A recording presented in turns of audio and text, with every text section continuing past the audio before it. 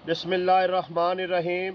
नाजरीन, असी इस वेले मौजूद हाँ, साडे पिछे तुसीं वेख सकते हो दरगाह आलिया हज़रत मियाँ शेर मोहम्मद साहब रहमतुल्लाह अलैह दे, और ए नाल सारा कब्रस्तान है, और इस तरफ जिहड़ा दरबार बाबा शहाबुद्दीन है।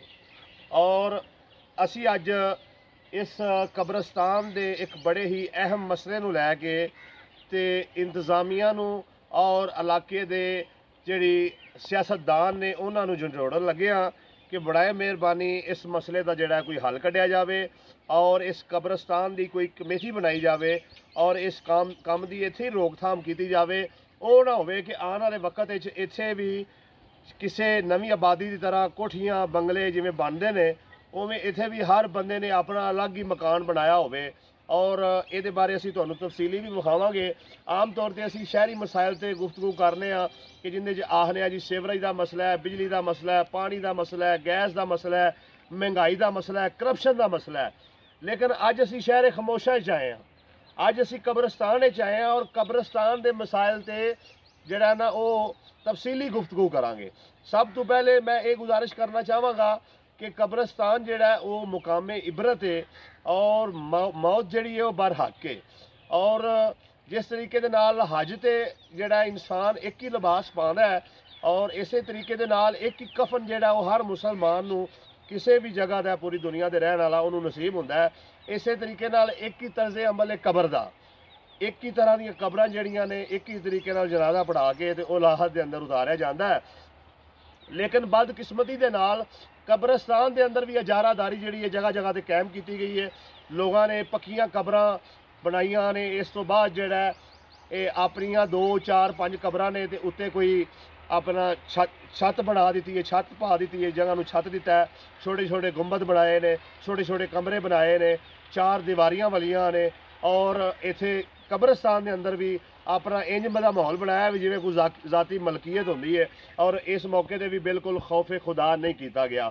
असी तुहानूं वीडियो के अंदर चंद एक मकामात विखावांगे और ये मकाम विखाण का मकसद जिहड़ा साडा किसी भी फैमिली के नाल जिन्हां दीयां कबरां ने कोई अदावत नहीं है, सिर्फ इस काम नूं रोकथाम लई जिहड़ा इंतजामिया नूं मतवजा कराने लई ये चीज़ करन लगे हाँ कि बराए मेहरबानी तवज्जा दिओ। ऐसा ना होवे कि आने वाले वक्त माड़े बंदे नूं पहले इत्थे जगह कोई कब्रस्तान के अंदर हैगी कि माड़ा बंदा मर जाए तो वह कब्रस्तान आवे तो उन्होंने इत्थे सारियां पुख्ता इमारतां ही नज़र आउण, इत्थे उन्होंने कबर की जगह भी ना लभे। जी नाजरीन, मेरे पिछे भी तुसीं वेख सकदे हो कि इत्थे भी जिहड़ा उस तरह दियां जिहड़ा वेख लो छत्तां पाईयां ने और एक कबर है, 2 कबरां ने, कमरा बना दिता है। और इस तरीके नाल मजीद भी होर जिहड़े अपना जगह ने इहो जिहियां ओह तुहानूं विखाईयां जाणगियां। अगे आओ जी।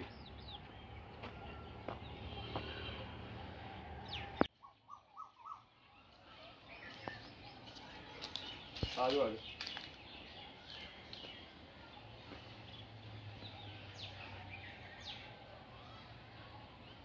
चलो आजो आजो।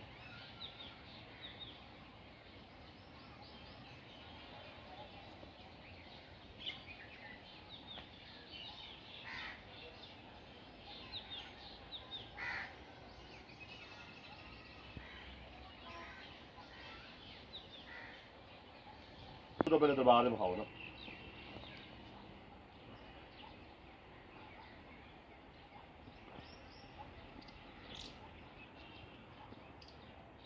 जी नाजरीन, तुसीं वेख सकते हो कि यह जिहड़ा हाली बंदा फौत होया नहीं, जिंदा है हाली।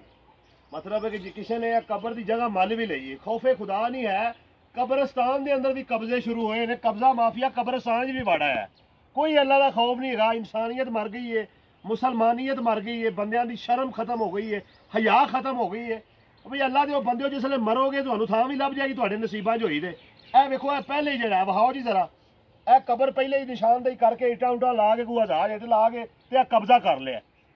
आम तौर पर हुंदा इवें कि बंदे जिहड़ा कोई बंदा बाहर गया होवे या कोई बंदा माड़ा होवे उहदी थां ते इटा उटा ला के कब्जा करदा है।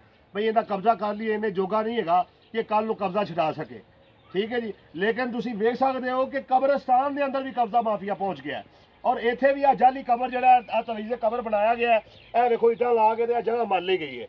कोई खौफे खुदा नहीं, कोई कित्थे वे इंतजामिया, कित्थे वे म्यूनसिपल कमेटी, किथे वे तहसील इंतजामिया, किथे ने साढ़े MPA मियाँ जलील अहमद शरकपुरी, किथे वे MNA राणा तमीर ते दीगर सियासतदान ते सारे शरकपुर दे हर फिरके दे मौलवी हजरात कि किसी नूं ये चीज़ां नज़र नहीं आउंदियां।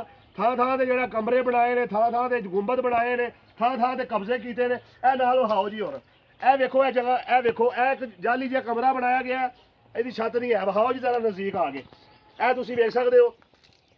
ਇਹਦਾ ਕੀ ਚੁੱਕੇ ਇਹਨੂੰ ਇਥੋਂ ਖਤਮ ਕਰਕੇ ਇੱਥੇ 2-3 ਕਬਰਾਂ ਬਣਾਈਆਂ ਜਾ ਸਕਦੀਆਂ ਨੇ। ਗੱਲ ਇਹ ਵੇ ਕਿ ਸਾਡਾ ਇਹ ਕਬਰਸਤਾਨ ਜਿਹੜਾ ਇਹ ਬਿਲਕੁਲ ਲਾਵਾਰਸ ਹੈ, ਇਹਦਾ ਕੋਈ ਵਾਲੀ ਵਾਰਸ ਨਹੀਂ ਹੈ।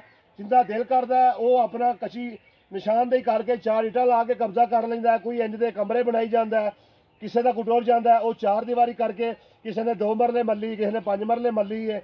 ਕਿਸੇ ਦਾ ਦਿਲ ਕਰਦਾ ਤੇ ਉਹ ਆਪਣਾ ਬੰਦਾ ਜਿਵੇਂ ਦਾ ਵੀ ਮਰ ਜਾਏ ਉਹਦਾ ਉੱਤੇ ਗੁੰਬਦ ਬਣਾ ਦਿੰਦਾ। ਬਰਾਏ ਮਿਹਰਬਾਨੀ मेरी असिस्टेंट कमिश्नर महीन फातिमा की अपील है कि सारे मामले का नोटिस लिया जाए और एक कमेटी बनाई जाए जिहड़ी कि सारे मामलात नूं कब्रस्तान दे नूं वेखे और इत्थे जो भी नजायज़ तजावज़ात ने कब्रस्तान के अंदर उन्हां नूं खत्म करवाया जाए और ये जिहड़ा कब्रस्तान है ये तकद्दस नूं जिहड़ा बहाल किया जाए। जी नाज़रीन, मेरा कैमरा मैं तुहानूं वहा सके और पिछे जरा जूम करके वहाओ जी। ए सामने वेखो छत्तिया जगह नूं और इस कब्रस्तान के अंदर जिहड़ा इंज का माहौल बनाया भी जिवें इत्थे कोई जाती मकान तमीर करना होवे। और कब्रस्तान के अंदर भी आके लगता है कि अमीर दियां कब्रां अमीरां दियां अलग ने ते गरीबां दियां अलग ने। ए दूसरे पासे भी विखाओ जी जरा, ए वेखो तुसीं, ए भी एक दरबार बनाया गया है। ठीक है जी, जिंदा दिल करदा है, जिन्ने कोई 4 टके ने वो अपना जिहड़ा उहदा कोई टुर जावे बुजुर्ग प्यो दादा को मां वो उहदा गुंबद बना दिंदा। आओ जी अगे आओ जी, होर भी नाज़रीन तुहां करो और अगर मेरियां गल्लां नाल इतफाक करदे हो तो वीडियो नूं शेयर भी करो।